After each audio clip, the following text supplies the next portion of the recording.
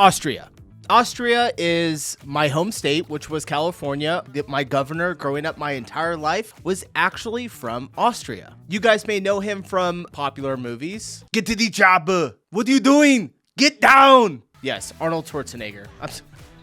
I had to do the Arnold voice. Okay, so I don't know much about Austria. I've seen a little bit of content on Austria so far. I think it's been covered in a couple of videos, but this came in as a recommendation, and I was like, you're right. I have not done pretty much anything on Austria, so this is why Vienna is so well run. Not really too sure exactly what the video is about, but we're going to find out. It's coming from Verst, which is, oh gosh, this came out 3 days ago. Okay, so if you're seeing this right now, we probably recorded this a couple of weeks ago. So nonetheless, all right, let's dive into it, see what's going on with Austria. And yeah, I'm pumped for it. Also, there's some other countries. Did I say state before? No, I said state when I was talking about California. There's some other countries that I do have in my queue other than like the major ones, Germany, UK, France, Italy. I think I have one. I have a Spain video coming out pretty soon, but I'm going to start hitting some of the smaller countries very, very soon. And I don't want to say smaller. That kind of sounds weird. I guess just the less popular countries. So those will be coming out fairly quickly. We should be hitting some of them tomorrow. All right, I'll shut up. Let's dive in. What's going on with Vienna? This is Vienna. It's not a tech capital or a global financial hub, and it's not growing particularly fast. Yet somehow, it almost always ranks as the most livable city in the world, again and again. Really? The rent is affordable, the metro is convenient, green space is everywhere, and the city just works. But how did it end up like this? How did a city once stripped of its empire and later surrounded by Cold War borders become a global model for urban life? Well, the answer doesn't start with modern architecture or smart city branding. It starts with a political experiment from over a century ago. Let me explain. For nearly 500 years, Vienna was the capital of an empire. First, the Holy Roman Empire, and later the Austro-Hungarian one. It was? Vienna was the capital of the Holy Roman Empire? It shows you my public school system has failed me. With that came centuries of wealth, political power, and cultural investment. The nobility played a major role in shaping the city. Throughout the 18th and 19th centuries, various wealthy families competed to build grand palaces, called palais, across the city center. Many of these buildings are still standing today. Some became museums, others became offices or luxury storefronts. Then in 1857, Emperor Franz Joseph ordered something pretty ambitious. He called for the demolition of Vienna's medieval city walls. They were militarily useless by then and prevented expansion radially. In their place, the city built something entirely new, a wide, circular boulevard called the Ringstrasse. The idea was to showcase the modernization and political strength of the Austro-Hungarian Empire. Along the ring, they placed monumental buildings in a mix of historic styles. There was the State Opera and the Parliament, the University of Vienna, and the Museum of Fine Arts. It was one of the largest urban planning projects in Europe. Most of these buildings are still standing today. I love these buildings. It looks so beautiful. And since they're also tourist hotspots, the Ringstrasse remains a central piece of Vienna's identity. This monumental core soon became the way y'all cities are laid out are so interesting. Road going angled that way. It looks like it turns right there and then goes there. This one's going that way. Is this one going straight down? Then you got across. The way your guys' cities are laid out. And I know why they're laid out that way, because the roads have been around for hundreds and thousands of years. It's just so funny because you look at our cities, not all of them, but the biggest ones like LA. I don't know if you guys have ever flown over LA. It's just straight lines going down. It looks like a circuit board for a computer. Exactly like that. The anchor for a new phase of rapid expansion and growth. One that would reshape the city's outer districts during what became known as the Gründerzeit, which introduced a new urban logic to Vienna. Private developers, responding to surging demand, filled the districts beyond the Ringstrasse with uniform housing blocks that followed a clear architectural rhythm. Most were 5 stories tall, built around central courtyards, and designed to accommodate both residential and commercial life. Though speculative Okay. in nature, this expansion laid out much of the city's present-day fabric. But just a few decades later, the empire that built all of this was gone. In 1918, the Austro-Hungarian Empire collapsed and the monarchy ended. Vienna, which was once the capital of a vast empire of over 50 million people, was now the capital of a reduced nation-state, the small Austrian Republic, with a population of just 6.5 million people. Vienna was suddenly oversized in its purpose, resource-constrained, and economically cut off from its former imperial territories it had relied on for food, coal, and trade. Tens of thousands of ethnic Austrians living in these territories returned to Vienna, often with nothing. So housing became overcrowded, tuberculosis was running rampant, and over 80,000 people had no home. But in 1919, just a year after the entire collapse, Vienna held its first ever democratic municipal elections, where the Social Democratic Workers' Party won and took control of the city government. Just 3 years later, something remarkable happened. Vienna was separated from its rural province of Lower Austria due to their deep political differences and declared both a city and federal province, similar to how Berlin or Washington, D.C. are treated today. Because of this, it could now pass its own laws, collect its own taxes, and control policies. The new government saw it as a chance to rebuild the city from the ground up. This marked the beginning of what would become known as Red Vienna, a period of social democratic reform that transformed everything. Red Vienna kind of has like a sinister feeling to it. You think of red, you think of blood. I don't know. I know it's obviously not that. It was the party was it the Red Democratic Socialist Party? I know he just said Vienna, a period of social democratic reform that transformed everything. Between 1925 and 1934, they built more than 60,000 new apartments, laying the foundation for one of the most ambitious social housing programs in Europe. These were the Gemeindebauten, large residential blocks designed for working-class families. They were arranged around open courtyards and located near essential services. They had running water and central heating, features many private homes still lacked at the time. The most famous is the Karl Marx Hof. It stretches over a kilometer and holds more than 1,300 apartments. I wonder, was Karl Marx, he was from Austria, wasn't he? Let me check that really quick. Because where were we? We watched a video the other day. Okay, Karl Marx was born in Trier in the Kingdom of Prussia, now part of Germany. But he was in Austria. We're not going to go through all the history of Karl Marx right now. So I should know it. This is actually, if you guys didn't know, this is my family name. And I've never met another person that has it, other than Karl Marx and the Marx Brothers. Making it one of the longest single residential buildings in the world. This was paid for with a special set of progressive taxes. Luxury goods, employing servants, and expensive hotels were all taxed at higher rates. Rent was kept affordable, and housing was assigned based on need. Large families and the elderly were given priority. At the same time, the city invested in healthcare and education, opening clinics, kindergartens, public baths, and maternal care across the districts. The impact spread fast. Between just 1923 and 1925, infant mortality declined by an astonishing 40%. For the first time, stable housing and public health weren't just for the wealthy. But unfortunately, all good things... What was the years on there? In 1924, I feel like the mortality rate pretty much across the entire world was starting to go up at this time, right? That was kind of like when medicine really took off, the early 1900s. Infant mortality declined by an astonishing 40%. For the first time, stable housing and public health weren't just for the wealthy. But unfortunately, all good things come to an end, because while Vienna was transforming for the better, Austria as a whole was unraveling. The Social Democrats never ended up controlling the national government, so when Europe began to feel the effects of the Great Depression, the political tensions between the left and right deepened. It ultimately ended in Chancellor Engelbert Dollfuss suspending parliament and ruling as a dictator in 1933. Bringing to a close the Red Vienna period by 1934.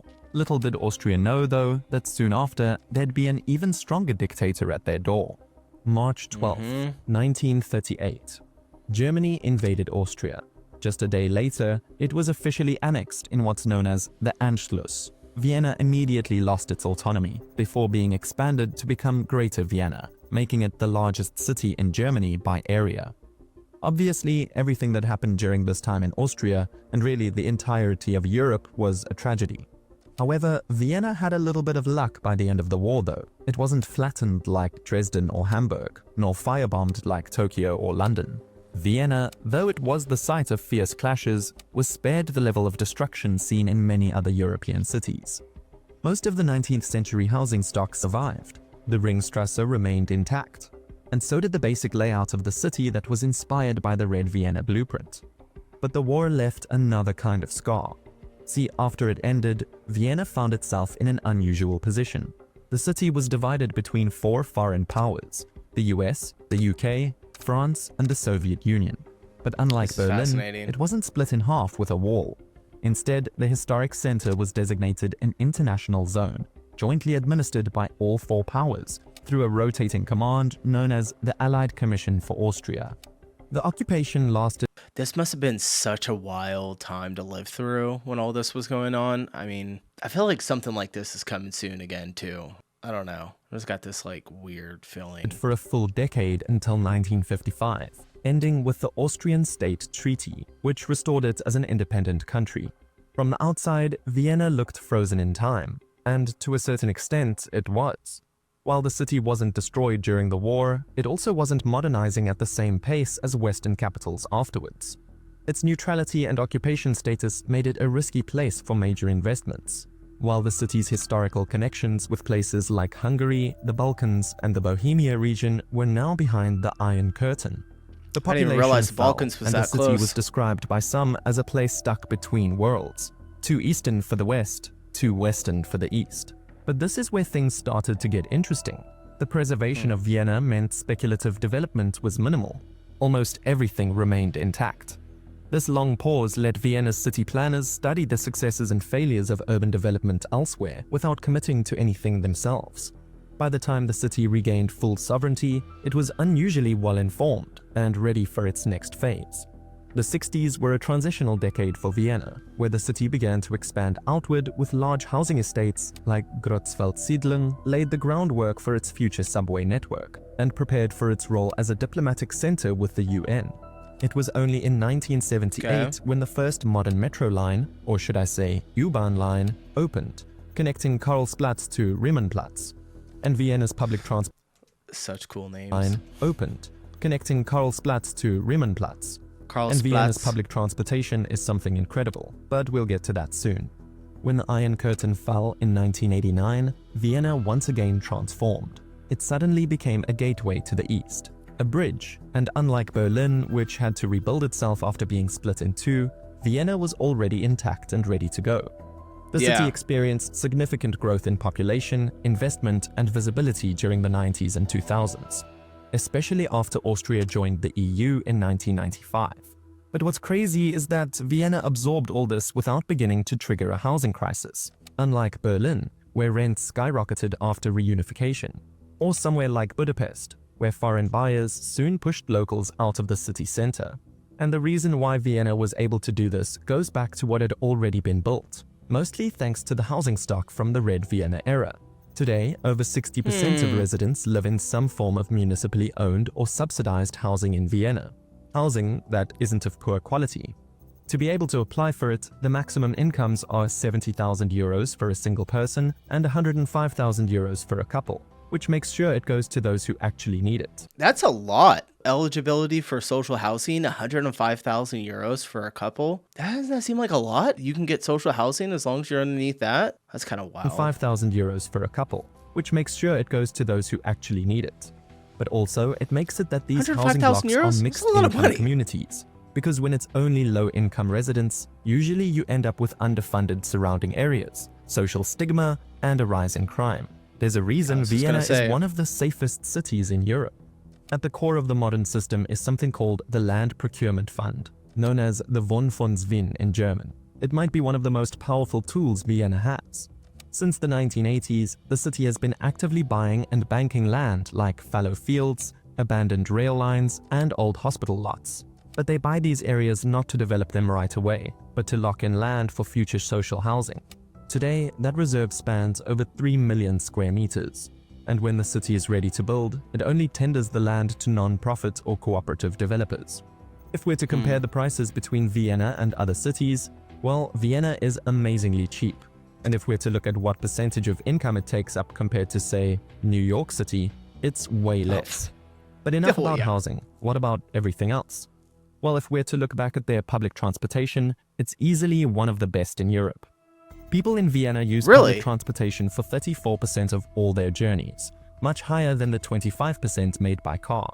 And it's been a continuous improvement over the years. Here's a combined map of the U-Bahn, the S-Bahn, and some of the Bahns, which is like a hybrid tram-train system.